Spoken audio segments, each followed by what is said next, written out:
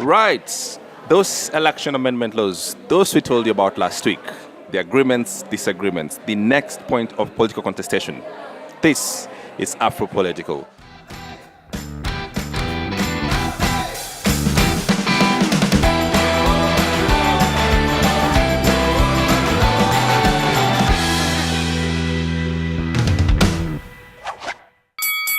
All right, guys, welcome to Afro Political. This is two guys, two mics, and from this week, two stiff drinks at our local RJ's Bar in Westlands. Karibu to the program. Welcome. Crispus Moro asks a very specific question, going directly to the source of our problems. Marvin, if IEBC fails to agree with the law, to adhere with the law, I beg your pardon, what guarantee can you, Marvin, give us that this election will be conducted in strict compliance with the law, as the Supreme Court order, if I might add? It's precisely because the Supreme Court said so. It's because it was a process issue, as the Supreme Court pronounced. Now, the IBC either adheres in strict guidelines. The Constitution and the existing laws. Yes. Right. If they don't do that, we'll be in the same hole again. Right. In a few months. So I don't think it's I should guarantee anything, because the guarantor of all of this is the Constitution and the laws. Crispus, if the IBC doesn't follow the law, simply go back to the Supreme Court. That's what's going to happen, because we are a country of laws. All right? Whether some people like it or not. We have a wonderful constitution that works Did you for have us. to say that? Surely. Who doesn't like it? I don't know. There's some people who don't like it. Mark Kumburu says, I like how you argue your points. Love this refreshing to listen to unbiased and balanced views from the media for once. Love Thank this. you, Mike. I really appreciate that. I wish James could emulate that. Marvin was speaking on 2933, and at that point, you can go back to the previous video and see who was speaking. Again, I will not take credit where it's not due, but thank you very much, man. Nabat Kadenge, Imbuki, says, why the display of beers? Why the display of beers? We changed. Thank you for your comment. We already noticed that our table had beers, and we've changed that. That will not happen, Marvin. All right? Hayden says, avenue to disagree and avenues to resolve our disagreements. Yes, that's what this program is all about. We agree, we disagree, respectfully. And we have a drink. And we have a drink. And you know what we want is to help everyone and all of us to have meaningful discussions about our country. We don't have to fight as Pointless. an option for disagreement. Yeah. You can have sober discussions, disagree, and have a drink. Absolutely. All right, great. So last week, Jubilee Party introduced a raft of amendments to the election laws. Part of the things they're asking for is downgrading of the chairman's position so that any of the commissioner can be a chairman if he or she has support of 2 or 3 other commissioners. And for the reasons they're asking for this is, A, that it's possible that the chairman of IEBC, Wafula Chebukati, as it's been argued by the Jubilee parliamentary group, that he could fall sick, he could resign, many things could happen to him. And once that happens, the law is a bit not very clear on who exactly takes over the role of the national presiding officer. So to sort of take control of this small problem, they're introducing this new set of rules. I have to say the IBC made its presentations late in the night, up to 10 at night, and they disagreed with that proposition. The role of the chairman has been safeguarded, and they say it should be safeguarded. You should stay that decision, because the chairman, how the chairman is being selected is very different as to how other commissioners are being selected. Mm-hmm. And that being the reason, then it just doesn't make a lot of sense to ask any other commissioner who did not get into originally selected to be chairman to assume the role of a chairman. Yep. That's the way it is, and that's where we are. I think it's important that IBC made its case heard. I know there was an issue with the chairman because the letter he produced, the cover letter at least, differed with what they had agreed on as a commission. The commission, I think it's important to note, disagreed on only 2 issues. Actually, they had disagreed with the amendments on 2 issues. Yeah? Number one was the chairman. And on that particular point, to be honest, I think it's fair. Yeah, you cannot have a chairman that does not meet the constitutionally specified credentials, because there is a reason for that. Yeah. When you look at the laws that guide elections in this country, they are ridiculously complex, and you must have someone who is capable enough leading such a critical institution. And it can't be anyone, because as you said, and I agree on that, how you constitute other commissioners compared to the chairman is vastly different. So you must have someone equivalent to the chairman take up. So maybe the laws need to specify even a position of a deputy chair, maybe. Yeah. Well, the deputy chair also is a very different requirements needed for a deputy chair. It's slightly in terms of experience. All right. So but it's someone who can be able to take over. Ideally. Not any other commissioner. That's my point. My thinking about this thing is that, I mean, some of these laws obviously we should think about, because our elections and our laws are something that are always moving and they're evolving. So my view is that after every election, we should always find new ways of doing things. I have absolutely no problem with coming up with new sets of, sort of rules and regulations to fix problems that we've witnessed in the last election. Because the standing thing... And that's what's happening now. All right, the only premise, Marvin, the only premise in this election... This is after elections. No, listen, that in every election, we always have individuals who are attempting to subvert... To be clever. And be clever and go around the rules. So it's important that our laws are alive enough so that they can sort of get these new problems and sort of arrest them as and when they happen. Okay. So I have no problem with that. My problem with the election law, and this is my last point on it, is that it tries to fix, especially on the question of the chairman, it tried to fix a problem that does not exist. I think that is the only problem. And as far as I think it's a problem as yet that doesn't exist. But remember also on the other side, you have so many people calling for the head of the chairman, knowing very well that if you remove the chairman, you are plunging this country into a constitutional crisis, because the process of appointing a new chairman is ridiculously long. As stipulated within the constitution, requires a tribunal, requires certain recommendations and whatnot. So the entire premise of calling for the chairman's head is to be able to drive this country into a constitutional crisis. And I think the laws as currently proposed in the amendments are trying to put some corrective measures in case that is achieved within this short period we have. All right, fair enough. All right, let's get to the next point. And this is the University of Nairobi, the University of Nairobi. So let's build up to it what happened.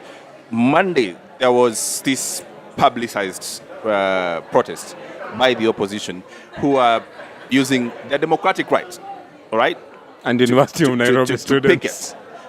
To picket and call for whatever they wanted. At this point, they were calling for the firing or the resignation of the IEBC. They had a lot of things that they wanted. They are using their right in the constitution to picket. Yep. And so they went to the streets. The police showed up as they always do, lobbed tear gas, chased them away. But somehow the police made their ways to the halls of the University of Nairobi. And while during the course of their civic duty, as policemen, they entered into lecture halls and removed architecture students who are being lectured, who had nothing to do with the protest. They went to the female hostels.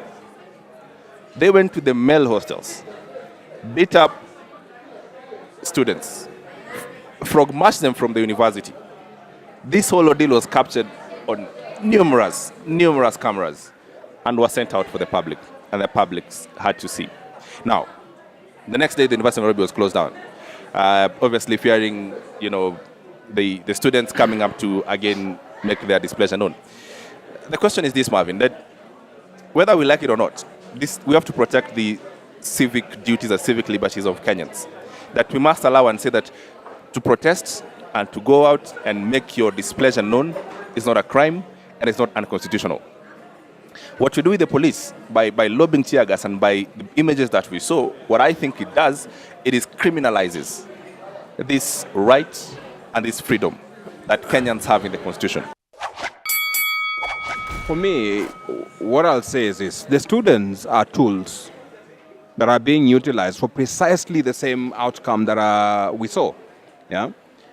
Students are political tools. You have people who paid, who went and mobilized these guys and told them, come out to the streets. Let's go. Because, again, that has been the function of University of Nairobi students for the longest time on any small issue. Now, you have these students who have come out, whose intentions have been paid for. Yeah?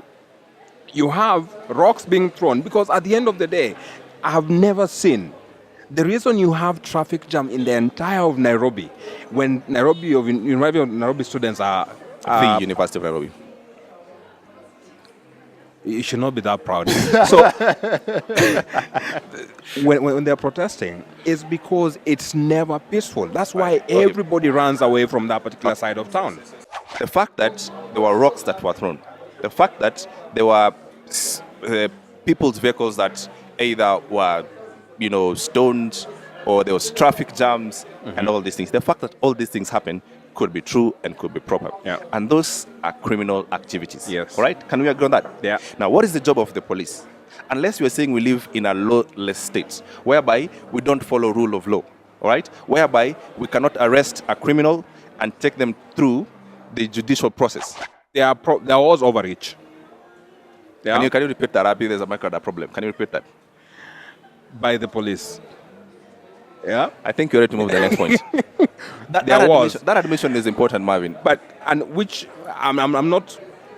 I was saying that there being an overreach, should not also disqualify the fact that this was probably even the intention to begin with by the purveyors. No, look at it. The police. Can I finish? Look. No. Here's the thing. At the end of the day, when you're creating chaos, there is a formula to all this madness. But you can't say that was not the intention because the police actually went inside the university. There was overreach by the police. Yeah, that's clear. But also consider that when these students were coming out to fight and to protest and to throw stones and then retreat back to the institution. We can't certify on this program that the entire University of Nairobi, thousands of students on the street. We can't say that. The point is this. You have students who come out of the university, they throw stones, they cause chaos, and then they retreat back to the institution. And then now, the problem with the officers that you're talking about is that they followed them into the institution and criminalized the institution itself. And that's a problem. Yeah. So there is a problem. That is a problem. That is a very big problem. It's a huge problem. Because what it says is that we are a lawless state. All right? It criminalizes now you're everyone. Overreaching. No. That's what happened, Marvin. Because listen, if we cannot isolate the problem. How did you get that conclusion? If we saw the police getting inside the University of Nairobi, all right? We didn't see the police dealing with the students on the streets. That's a different story, that's a different case. All right, because when that happens, because your cameras no. When that happens, listen, everyone has a camera right now. Everyone, those people you are claiming that were being stoned, everyone that I've been a victim myself on many occasions. You have a camera, all right, and you have, as a citizen of this country, you have a right to say that and report your case. As of today, I'm not aware of any case of any car that was shattered, of anyone that was stoned. As far as I'm concerned, that's a police story. Moving on to the next point, which are the larger NASA protests. All right, okay. And this Monday again. I mean, and today there was another protest on Friday and another Monday, and they said Monday next week and the next Friday there will be protest and that sort of thing. And the interesting thing that I want to discuss is the Nairobi business community that showed up in press conferences and suggested that they will take NASA on toe to toe, stone to stone, man to man, mundu hu mundu. All right? Nairobi business community. What do you feel about that? Oh, the Nairobi business community? Yes. You can't have a business community that's rioting as well, as one. Number two, they are the victims usually of these protests, and which is why you have the police there, because the very function, the mandate of the police is to protect lives and to protect property. Right. Yeah. So that's what they are usually out there to do. And when you see them being deployed within the Nairobi business community, it's to protect property. Because every time this happens, you have quite a bit of property being destroyed. Yeah. You have the infrastructure being destroyed. You have the roads being destroyed. You have buildings, businesses being looted. So they are there to protect the the business community. And other Kenyans who have nothing to do with the protests. Yeah, and other Kenyans. As I said, lives and property. Yeah. But in as far as the protests go, which I think should be the focus, is for me it's a distraction, because you have an entity that's not ready for the elections. That's number one. And they're trying everything to make sure that this country does not have an election. Yeah? All these are just sideshows, because you're not ready, you're not prepared, you're not campaigning. Actually, their campaigns, these protests are the campaigns at the moment. All right. Like I said, I had made my point and I made my peace with it. The question for me in these protests, in the larger scheme of why we allow some people to call a press conference and in quote call themselves Nairobi business community, I think those are dangerous grounds. I think we should not be going to places whereby we are daring each other to street battles, because that's what this is. Yep. All right? And I think it was right and proper for the police to pronounce themselves, because if anyone is going to have a protest, the first thing is you go to the police and ask for permission, you ask for the licenses, and the police to provide you security and that sort of thing. And it's not a protest. No. I mean, you ask the police that you want to hold peaceful demonstrations peaceful, or whatever. Not a protest. Yeah. Whatever it is. Clear. All right. Yes. Thank you very much for clarification. For demonstrations, all right, or picket in public, you ask the police, and the police are supposed to provide security for both the demonstrators and any other person who's conducting their business in Nairobi, who are passing through the Nairobi, who have nothing to do with the protest, all right, and don't care less, all right. Chairman of IEBC, Marvin touched on this. The chairman of IEBC, Wafula Wanyonyi Chebukati, has gone to court, the Supreme Court to be exact and to be precise, and asked the Supreme Court to interpret, or at least their own judgment. I mean, it's not about their own judgment. I think this comes from the Kiai's Court of Appeal decision, all right? Yeah. Whereby the laws of this country were interpreted to mean that the final result is the one that is at the constituency level, all right?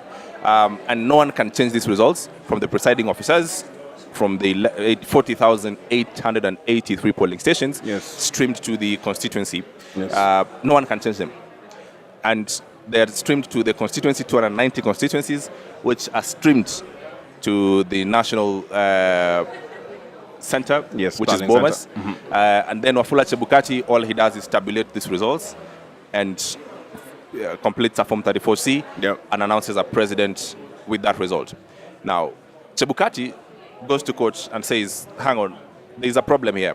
And it's a genuine question. That supposing there is a presiding officer in polling station X and has sent a result through the KIMS kit and the text, and they've sent it, and they show up with a different result, or the result that we have on the KIMS kit vis-a-vis the physical one, there is a disconnect. What happens then? Because no one can change any results. That is a legitimate question. Yes, and which is why initially when I was arguing that the Supreme Court, how it pronounces itself matters, is because how we ended up in the situation we are in is probably because of such loopholes in terms of interpretation of the law, where if you, as the IEBC, you change the law, you find that you're putting yourself in contradiction with the interpretation of the Court of Appeal of the minor Kiai Court of Appeal decision. Yes. Now, the Supreme Court should have.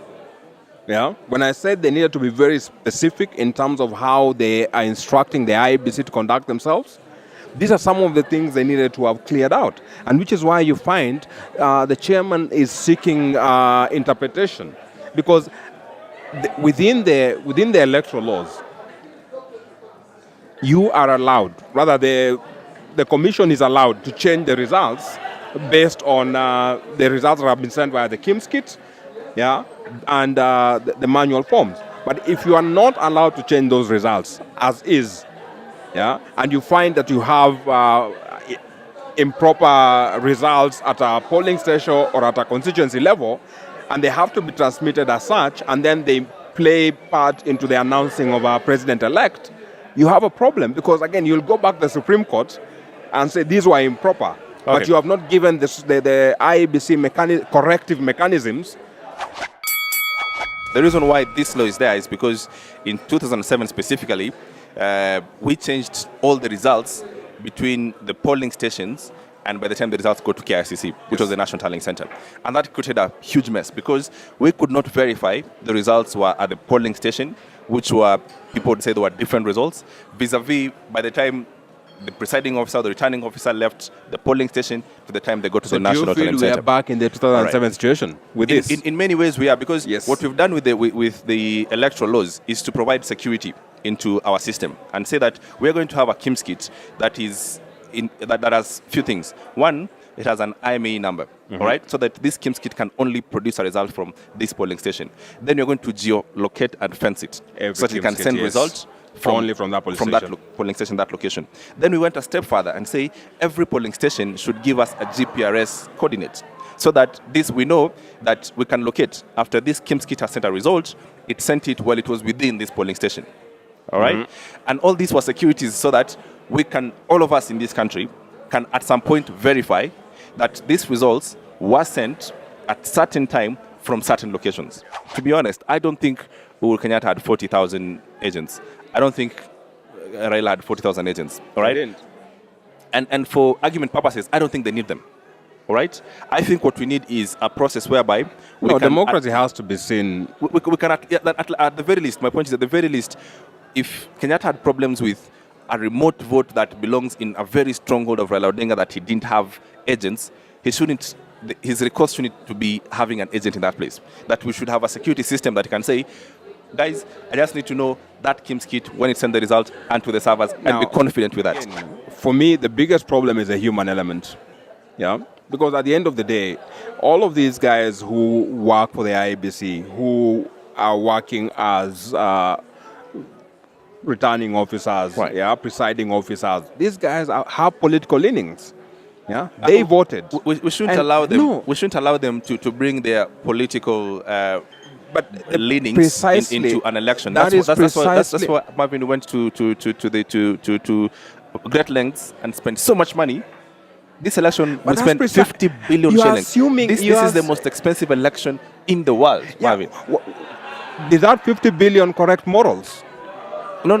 What Precisely, it should, Marvin, should give us the confidence that once you play games, or as I play games with it, we can have an independent arbiter. We say, you know what, there is a server, there are kits, we can go to them and verify these results. And that's what it does. And the issue is this at the moment, yeah? Because you can only broadcast or pronounce the results, yeah? Announce the results on the basis of the manual forms, isn't it? Yeah. Yeah? Yes. Which means now, within this system, you send the results in. The results say that James got 100 votes in polling station X. Yeah. The manual form comes in and says James got 600 votes in the same polling station X. Yeah. Now, the IEBC is bound to go with the manual form that says 600 because it's not allowed by law to change the results where there's a discrepancy. I look at it differently, okay? If we are all in this polling station, Marvin, right? And we finished, and these KIMS kits are geo-fenced, they're geolocated, Yes. and they've sent a form and sent a result that we can verify from a server and say at 6 or 6 p.m., all of us sent this result that James had 100 votes. And then James shows up in in the constituency with 600 votes. I'll be more inclined to believe what was sent via technology. All right? And yet, I would be the law. You are inclined, by the law is inclined. Is the law inclined? The question is this. The question is, at what point do we say that we are honest enough to open the servers and the kits that we are using, no one plays games with them? And which is exactly my point, which is why the chairman has sought clarification in that you cannot at any point force the IEBC to work with the results that have coming from the manual, with the manual results, because there is room. People are going to doctor these things. Yeah, Okay. you cannot police morality during this particular process. And neither can you legislate morality, Marvin. And no, Let's I'm go not, for- I'm not trying to legislate it. What I'm saying is, you are allowed, if the same court has tied your hand to say the results that come in have to go. Right. They are the ones which go. Yeah, you can legislate a process, and that's exactly what he has gone to have that process defined better. Are we going to have an election on 26th or not? We An must. election boycotts. We must. Yeah, you can't force Raila Odinga to be on the ballot, can you? No, he can go. He can remove himself from the ballot, but people will vote. So you're going to have one candidate Yeah, on the ballot. It's still a vote. Marvin, see. It's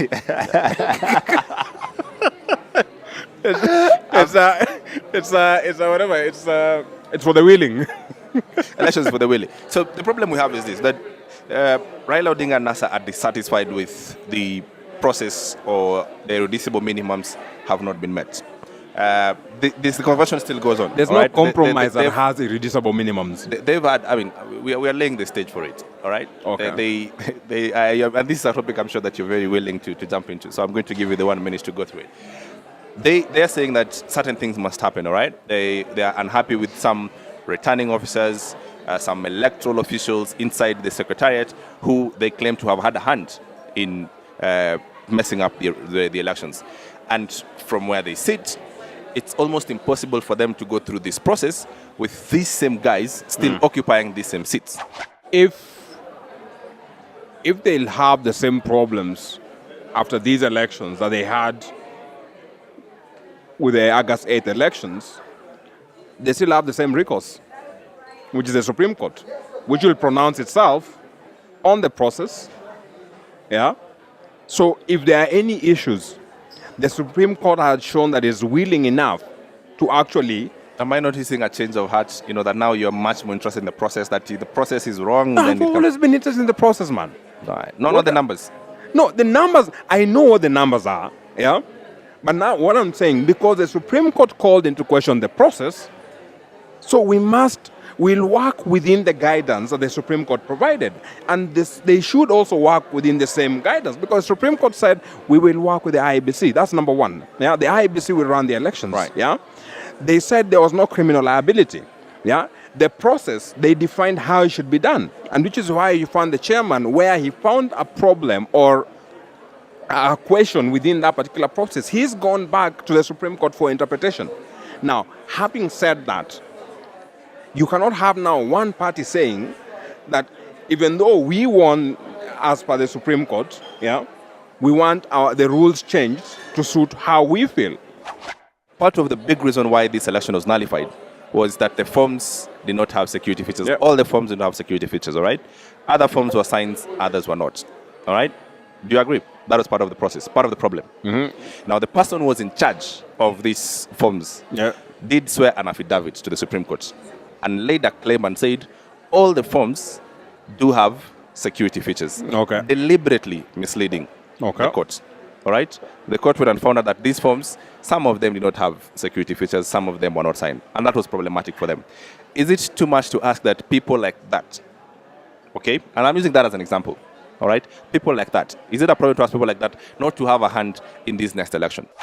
If you're going to have issues about the process of the law, the Supreme Court has already shown that it's willing enough, yeah, to overturn results based on a process issue. So go through the process. If you have a problem, go back to the same Supreme Court. My interpretation of this, commit the illegalities and irregularities, then go to the Supreme Court and see if they can, overturn these results as they did the last time. Nakumatt, that's what we're talking about. They are in economic doldrums. I mean, we knew this hundreds of years ago. And the story has been told before, of the theft, because it's theft that happened in Nakumatt. We know of the unwise decisions of expansion, all right? Opening hundreds of, outlets in Uganda and expanding, quite rapidly in quite a short time. Part of the reasons is in problems. And they are looking like are really going on because I don't see they have, are serving grace anywhere. No, Tuskies, or is it Tuskies Tuskies or Naivas? Yeah, no, Tuskies. Yeah, Tuskies, who apparently had a deal with them to sort of try and get them stock so that they can sell, get them back on foot. Some director, part of the family, because it's family owned, raised questions, said, well, I was not consulted. And that deal is off. Once one director says, you know what, I wasn't consulted, then that's just it. I don't know how we can save it. I don't think it can be saved. I don't think we should save it, actually, because quite a number of things are fraud related. You have killings related to Nakumatt. Yeah. Quite a number of guys died during the entire fiasco that was happening, and this has been years in the making. Yeah. If you have been observant, it's been years in the making. It's been going down. It's been going down for a while now. Yeah. And I think my only problem with all of this is all our supermarket chains seem to be, they reach a certain threshold and then they are off. Is it poor management? Is it that we can't put together smart people who can look at a business and say, well, you know what, we're getting this much, we have a workforce of this much, this is the one that we're going out, our ledger looks good, balance it out, get more loan to expand. I think the same governance issues that usually is projected to politicians, we never really critically look also at our private sector. Because even when you look at the current anti-bribery laws, they are looking at both sides, where as a bribery giver and as a recipient, you face repercussions. Right. I think it's important. Right. Because a lot of these guys, they cut corners. They are the guys who actually utilize the institutions that are there and the personnel, and they compromise them and they cut corners, which again leads us to the same hole, because the moment the processes are there, the regulations are there to govern against certain things. But when you cut corners with them, you end up in the same hole. So, Nakumatt is off the grid. I mean, anytime I've tried to walk through Nakumatt downtown, and every time it feels like I'm stealing. It feels like I'm stealing from them. It's painful. Because you walk out with something, you look something like you're the only one in there, and everyone is looking at you, trying to be like, it's painful. Are you sure you're gonna pay for this? So, someone should put Nakumatt out of their misery and out of their problems. Yeah. I mean, it's terrible. People, have lost jobs, but the country has to move on, as the saying goes. This country needs to move on. All right, we can't be held by Nakumatt at ransom. All right, everyone. Thank you very much for watching. As always, Marvin and I enjoy your company. Love listening to your points of views and your comments. We've done it again. We'll do it again with you next week, same time, same place, same time. I'm James Smart. I'm Marvin Tumbo.